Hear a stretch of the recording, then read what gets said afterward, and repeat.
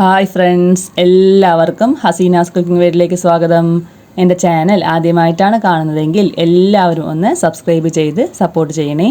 ഞാനിന്നിവിടെ തയ്യാറാക്കാൻ പോകുന്നത് നമ്മുടെ ചപ്പാത്തിക്കും പുട്ടിനും ദോശയ്ക്കൊക്കെ കഴിക്കാൻ പറ്റിയ ഒരു അടിപൊളി കടലക്കറിയാട്ടോ. അതെങ്ങനെയാണ് തയ്യാറാക്കുന്നത് നമുക്ക് നോക്കിയിട്ട് വരാം. അതിനായിട്ട് ഞാനിവിടെ 1/4 കിലോ കടല ഇതുപോലെ കുതിർത്തെടുത്തിട്ടുണ്ട്. അതിലേക്ക് 2 ഉരുളക്കിഴങ്ങ് കട്ട് ചെയ്ത് കൂടെ ഒന്ന് ചേർത്ത് കൊടുക്കാം കേട്ടോ. പിന്നെ ആവശ്യമായിട്ടുള്ളത് 2 തക്കാളി, നല്ല വലിയ തക്കാളി പഴുത്ത് നോക്കി തന്നെ എടുക്കണേ. അതിനുശേഷം ഒരു വലിയ ഉള്ളി ഇതുപോലെ ഒന്ന് സ്ലൈസ് ചെയ്തെടുത്തതും, കുറച്ച് കറിവേപ്പില, മല്ലിയില, പുതിന ഇതുകൂടെ ആയിട്ട് അതിലേക്ക് ഇനി ആവശ്യമായിട്ടുള്ളത്. ഇനി നമുക്കിത് എങ്ങനെയാണ് റെഡിയാക്കി എടുക്കാൻ നോക്കിയിട്ട് വരാം. ഞാനിവിടെ ഒരു തേങ്ങ എടുത്തിട്ടുണ്ട് കേട്ടോ.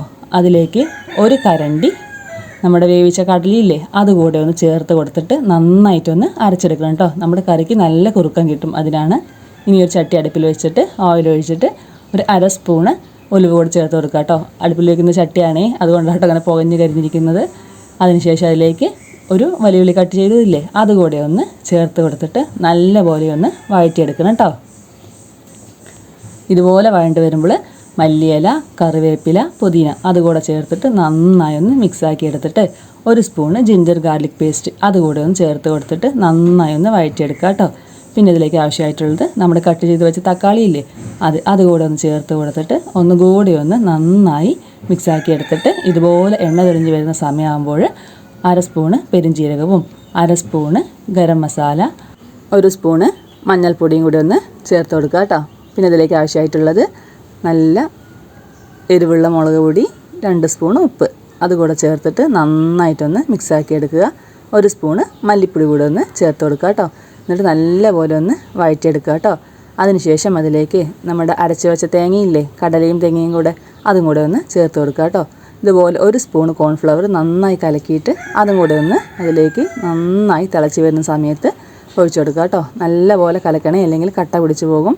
ഇതുപോലെ നന്നായിട്ടൊന്ന് മിക്സാക്കിയിട്ട് അതിൻ്റെ ആ പച്ചമണമില്ലേ തേങ്ങയുടെയും മുളകിൻ്റെയൊക്കെ അതൊന്ന് പോകുന്നവരെ ഒന്ന് വെയിറ്റ് ചെയ്യുക കേട്ടോ. ഇതുപോലെ നന്നായി ഒന്ന് ഇടയ്ക്ക് ഇളക്കി കൊടുക്കണേ. ഇനി ഇത് നന്നായി തിളച്ച് അതിൻ്റെ ആ മണമൊക്കെ ഒന്ന് പോയി വരട്ടെ. നമ്മുടെ കടലയും നല്ലപോലെ വെന്ത് വന്നിട്ടുണ്ട് കണ്ടോ. ഇനി നമുക്കിത് നമ്മുടെ ആ തേങ്ങയിലേക്കില്ലേ ഒന്ന് ചേർത്ത് കൊടുക്കാം കേട്ടോ. വെള്ളം കൂടെ ചേർത്ത് ഒന്ന് മിക്സാക്കി നന്നായിട്ടൊന്ന് ഇളക്കിയെടുക്കുക കേട്ടോ. ഇനി നല്ലപോലെ ഒന്ന് തിളച്ച് വരണം. കടലയും അരച്ച് ചേർത്ത് നമ്മുടെ കോൺഫ്ലവറും ചേർത്ത് കൊണ്ട് നല്ല കുറുകിയ കറിയായിരിക്കും കേട്ടോ നമ്മുടെ ഈ ഒരു കടലക്കറി. ഏകദേശം നന്നായിട്ടൊന്ന് റെഡിയായി വന്നിട്ടുണ്ട്. ഇനി നല്ലപോലെ തിളച്ചിട്ട് ഇതുപോലെ ഒന്ന് ആവുമ്പോൾ സമയത്ത് ഒരു 1/2 സ്പൂണ് പെരിഞ്ജീരകം വറുത്ത് പൊടിച്ചത് അതുകൂടെ ചേർത്തിട്ട് കറിവേപ്പിലയും മല്ലിയിലയും കൂടെ ചേർത്തിട്ട് ഗ്യാസ് ഓഫാക്കണം കേട്ടോ. ഈ പെരിഞ്ജീരകം ചേർത്ത് കഴിഞ്ഞാൽ പിന്നെ തിളയ്ക്കരുത്. ഇതുപോലെ തിളച്ചിട്ട് ഓഫാക്കി വെക്കാം കേട്ടോ. നമ്മുടെ ഹോട്ടലിലൊക്കെ കിട്ടുന്ന കറിയില്ലേ, പ്രത്യേക ടേസ്റ്റുള്ള ഒരു കടലക്കറിക്ക്, അതാട്ടോ ഇതിൻ്റെ ഒരു സീക്രട്ട്. നമ്മുടെ ഒരു അടിപൊളി കടലക്കറി തയ്യാറായിട്ടുണ്ട്. നല്ല കുറുകിയ ഗ്രേവിയോട് കൂടിയ കടലക്കറിയാണ്. ചപ്പാത്തിക്കും ദോശയ്ക്കും പുട്ടിനും ഒക്കെ അസൽ കോമ്പിനേഷനാണ് കേട്ടോ. ഇതുപോലെ ട്രൈ ചെയ്ത് നോക്കാത്തവരുണ്ടെങ്കിൽ എല്ലാവരും ഒന്ന് ട്രൈ ചെയ്ത് നോക്കിയിട്ട് നിങ്ങളുടെ കമൻസും ലൈക്കും ഫീഡ്ബാക്കും എല്ലാം അറിയിക്കണേ. ഞാനിതാ ചപ്പാത്തിൻ്റെ കൂടെ ആട്ടോ ഒന്നത് സെർവ് ചെയ്യുന്നത്. നല്ല രുചിയാണ്. എല്ലാവരും ഇതുപോലെ ഒന്ന് ട്രൈ ചെയ്ത് നോക്കാം കേട്ടോ.